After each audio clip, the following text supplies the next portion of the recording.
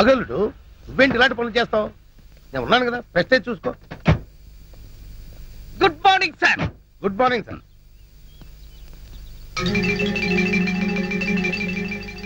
నీ పేరేంటి?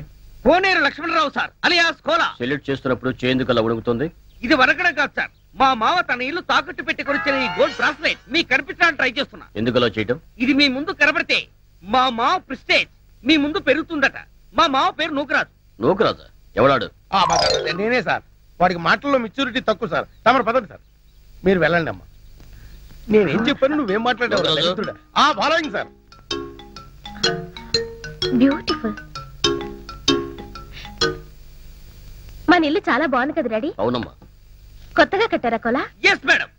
సరే సరే, నీ బ్రాస్లెట్ బాగానే ఉంది కానీ ముందా చేయించు. డాడీ, నేను వెళ్ళి రాంబాబుని అత్తయ్యని చూసొస్తాను. మావ గొప్ప మునిగింది. ఈ ఎస్పీ మన శత్రు రాంబాబు గారు చుట్టమనుకుంటా. సరే నువ్వు వెళ్ళమ్మా. ఈ లోపు నేను మా హెడ్ క్వార్టర్స్ కి ఫోన్ చేసుకుంటాను. అలాగే. అయ్యయ్యో, రాంబాబు వాళ్ళ ఇల్లు నాకు గుర్తులేదు డాడీ. ఎప్పుడో చిన్నప్పుడు చూశాను. ఈ ఊరంతా పూర్తిగా మారిపోయింది. పోనీ వీళ్ళకేమో తెలిసేవో అడుగుదాం. ఎవయ్యా నూకరాజు? సార్. రాంబాబు కిరాణా జనరల్ స్టోర్స్ నీకు తెలుసా? రాంబాబు కిరాణా జనరల్ స్టోర్స్ సార్? అవును. అది ఎక్కడుందో నాకు తెలియదు సార్. పోలా నీకు? ఆ రాంబాబు ఎవడో నాకు తెలియదు సార్. వాళ్ళమ్మ పార్వతమ్మ కూడా నాకు తెలియదు. నువ్వు చెయ్యి ఊపడం ఆపుతావా, లేక ఇది నీకు ఇచ్చిన నీ మామని నిన్ను సస్పెండ్ చేయమంటావా? ఇప్పుడు గుర్తొచ్చింది, ఆ రాంబాబు వెంట్రులాక్విజం కూడా చేస్తాడు. వెంట్రుకలు లాగుతాడా? వెంట్రుకలు లాగడం కాదు, వెంట్రులాక్విజం అంటే బొమ్మలతో మాట్లాడిస్తూ ప్రోగ్రాంలు ఇస్తూ ఉంటాడు. ఆ రాంబాబు అయితే అస్సలు తెలియదు నాకు. ఏమావా? అంతా అబద్ధం. ఆ రాంబాబు ఈ ఊళ్ళో అందరికీ తెలుసు. లక్ష్మి, నువ్వెందుకు వచ్చావు? సౌమ్యని కలుసుకోవడానికి. నన్ను కలుసుకోవడానికా? అవును. ఎవయ్యా నూకరాజు? సార్. ఎవరి అమ్మాయి? మా అమ్మాయే సార్. ఏవే సౌమ్య, నన్ను గుర్తుపట్టలేదా? నాకు గుర్తు రావడం లేదే. సరిగ్గా చూసి చెప్పు.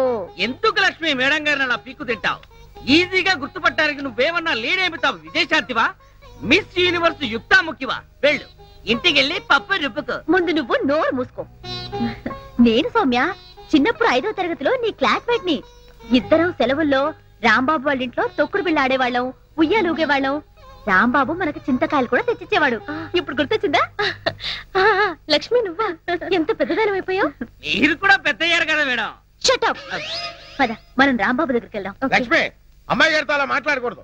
నువ్వు ఇంటికెళ్ళు. సారీ మేడం, దానికి ఇంటి దగ్గర చాలా పనులు ఉన్నాయి. పని లేదు, పాడు లేదు, అన్ని అబద్ధాలే. సౌమ్య, మా నాన్న రాంబాబుని అస్సలు కలుసుకునివ్వడు. ఎందుకు? ఎందుకో వెళ్తూ మాట్లాడదాం. పద. డాడీ, నేను వెళ్ళొస్తాను. అలాగేనమ్మా. వస్తా అంకుల్. మీరెక్కడికి? మీ అమ్మాయికి సెక్యూరిటీగా మా మామ, వాళ్ళ అమ్మాయికి సెక్యూరిటీగా నేను బయలుదేరుతున్నాను సార్. వెళ్ళొస్తాం. మీరెక్కడికి వెళ్ళక్కర్లేదు, మీతో నాకు చాలా పని ఉంది. ఇక్కడే ఉండండి. ఓహో, ఇట్స్ ఆల్రెడీ 8 o'clock. నాకు అర్థమైంది సార్. తెచ్చేస్తాను. నేను గ్లాసులు గడుక్కొచ్చేస్తాను సార్.